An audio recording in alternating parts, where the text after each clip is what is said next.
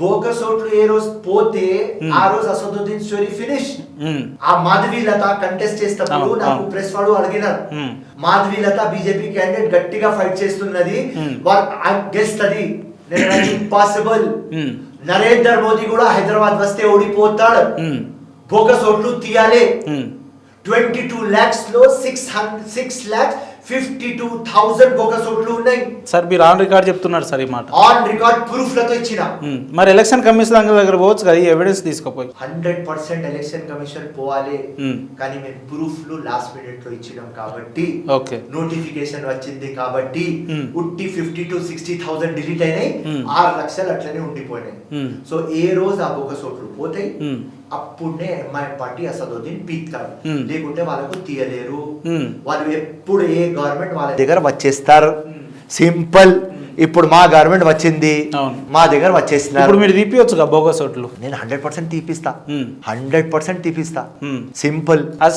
అన్న మీరు బోగస్ ఓట్లు తీపిస్తేనే మీరు విన్ అవుతారని ఇంత కాన్ఫిడెన్స్ ఉన్నప్పుడు ఇంకా మీకు ఇంకా 4 ఏళ్ళు సమయం ఉంది ఎలక్షన్స్ కి రాబోయే రోజులు.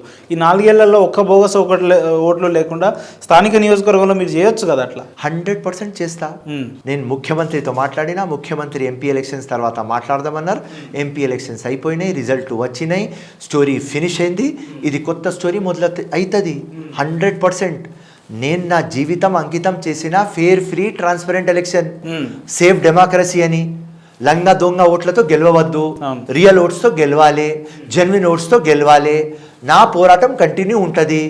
దానికోసమే నేను 20 years నుంచి నా జీవితం మొత్తం అంకితం చేసిన. 5 elections ఓడిపోయినా, మళ్ళీ 6th election కి రెడీ అయిపోయినా, 5th election ఓడిపోయిన తర్వాత నెక్స్ట్ డే ఆఫీస్ వచ్చేసిన, 24/7 పబ్లిక్ లో ఉంటున్నా. సో 9A కమిట్మెంట్తో వచ్చిన, ఆ కమిట్మెంట్ మీద ఉంటా. నా జీవితం ఉండని, నా జీవితం పోని, నాకు ఏం దొరకపోని. నేను ఈ బోగస్ ఓట్లు తీసేదాకా నేను సామను తమ్ముడు.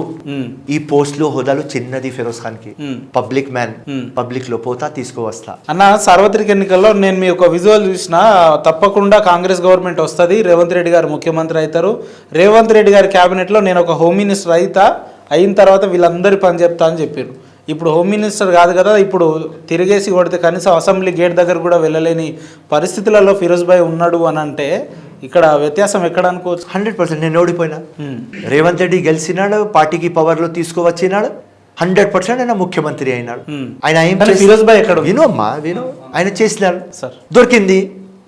నేను గెలిచిన తర్వాత అన్న నువ్వు హోమ్ మినిస్టర్ కాలేదు అంటే ఏదైనా మాట. నేను ఓడిపోయినా, అండ్ నా అలవాటు కాదు పోయి అందరికీ అడగాలి, నా అలవాటు కాదు, కష్టం నాకు. నేను ఉట్టి ప్రజల్లో పోయి ప్రజలు పని చేస్తా, ఎలక్షన్ టైంలో ఓట్లు అడుగుతా. నాకు నామినేటెడ్ పోస్ట్ ఇది పోస్ట్ ఆ పోస్ట్ అని అడిగే వ్యక్తి నేను గాను. సో దానికోసం ఈ నా నేచర్ ముఖ్యమంత్రికి కూడా తెలుసు, టోటల్ కాంగ్రెస్ పార్టీకి కూడా తెలుసు, రైట్? సో నేను ఓడిపోయినా దానికోసం హోమ్ మినిస్టర్ కాలేదు, గెలిస్తే 100% అయింది. అన్న ఫిరోజ్ భాయ్ అనే వ్యక్తి హిందూనా, ముస్లిమా, లేదంటే అన్ని మతాలని కలగలుపుకున్న ఒక ఇండియనా అంటే ఏం చెప్తారు? 100% నేను పుట్టిన ముస్లిం, 100% నేను ఫిరోజ్ ఖాన్. కానీ ప్రతి ఒక్క రిలీజన్కి, ప్రతి ఒక్క మతంకి రెస్పెక్ట్ చేసే ఒక వ్యక్తి ఫిరోజ్ ఖాన్. మన ఇండియా కాన్స్టిట్యూషన్ ఏం చేస్తుంది చెప్తుంది, అది Firoz Khan. That we are sovereign, social, secular, democrat and republic, ఇది Firoz Khan. India tradition, culture ఏం చేస్తుంది, అది ఫిరోజ్ ఖాన్. సో 100% ఫిరోజ్ ఖాన్, అందరికీ ఫిరోజ్ ఖాన్. ఎందుకు ఈ ప్రశ్న అడుగుతున్నా అంటే ఫిరోజ్ భాయ్ పొద్దున్న లేస్తే దర్గాలో కనిపిస్తాడు, మధ్యాహ్నం దుర్గమ్మ టెంపుల్లో కనిపిస్తాడు, సాయంత్రం చార్మినార్ దగ్గర కనిపిస్తాడు. అంటే ఇట్లా వెళ్ళడాన్ని కొంతమంది మీ కమ్యూనిటీలోనే కొంతమంది జీర్ణించుకోరు కదా, అందుకే అడుగుతున్నా ఈ ప్రశ్న. వాళ్ళు ఏమనుకుంటారు నాకు అనవసరం, నా సిద్ధాంతం ఏమున్నది, రైట్? ఫస్ట్ చూస్తే మానత్వం వచ్చింది, దాని తర్వాత రిలీజన్ వచ్చింది, రైట్? నేను ముస్లిం అని చెప్తున్నా గట్టిగా, పుట్టినా నేను ముస్లిం, కానీ నేను అందరికీ రెస్పెక్ట్ చేసే ఒక ముస్లిం, ఒక సెక్యులర్ ముస్లిం, రైట్? ఒక పాజిటివ్ ముస్లిం. సో నేను కన్జర్వేటివ్ ముస్లిం కాదు, ప్రోగ్రెసివ్ ముస్లిం. ముస్లిం లో కూడా ఈ 2 రకాలు ఉంటాయా సార్? 100% ఉంటాయి. కన్జర్వేటివ్ ఉంటారు, నా కులమే నా మతమే అంటారు. అవును, ఫిరోజ్ ఖాన్ అట్లా చెప్పడు, రైట్? పుట్టిన Muslim, I'm Indian, I love my country, ప్రేమిస్తా, హిందుస్థాన్ జిందాబాద్ 100 టైమ్స్ చెప్తా, 1,00,000 టైమ్స్ చెప్తా. ఇది ఫిరోజ్ ఖాన్. ఈ మాట కొందరు వ్యక్తులు ఎందుకు చెప్పలేకపోతున్నారు? ఎందుకంటే వాళ్ళకు అట్లాంటి ఎన్వైరన్మెంట్ దొరకలేదు, ఓకే, వాళ్ళకు అట్లాంటి ఐడియాలజీ లేదు, రైట్. అండ్ దాని తర్వాత వాళ్ళకు అంత దేశం మీద ప్రేమ లేదు నేను అనుకుంటా. సో 100% ఎవరికి ఇండియా మీద ప్రేమ ఉంటే వాడు రిలీజన్కి కూడా ప్రేమ చేస్తా, ఇండియాకి కూడా ప్రేమ చేస్తాను. నేను ఎప్పుడు అందరికీ చెప్పేది ఒకటే మాట, రిలీజన్ నీ బెడ్రూమ్ స్టోరీ, ఓకే, బయట వస్తే ఇండియా స్టోరీ కావాలి.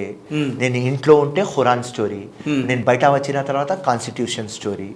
నేను ఇంట్లో ఉన్నప్పుడు దాకా నేను ముసల్మాన్, బయట వచ్చిన తర్వాత నేను హ్యూమన్, నేను హిందుస్థానీ, నేను ఇండియన్. అది that is what Ganga Jamuna tehzeeb అని ఇండియా ఫేమస్. అందరిలో వరల్డ్లో ఇండియాకి ఎందుకు ఇంత మంచి రెస్పెక్ట్? 140 crores ఇంతమంది ఉంటారు, ఇన్ని రిలీజన్లు, ఇన్ని రీజన్లు, ఇన్ని కాస్ట్, ఇన్ని ట్రెడిషన్స్, ఇన్ని లాంగ్వేజ్లు, దాని తర్వాత కూడా యునైటెడ్ ఉంటారు. అదే బ్యూటీ ఇండియాది. ఆ బ్యూటీకి మనం కాపాడాలి.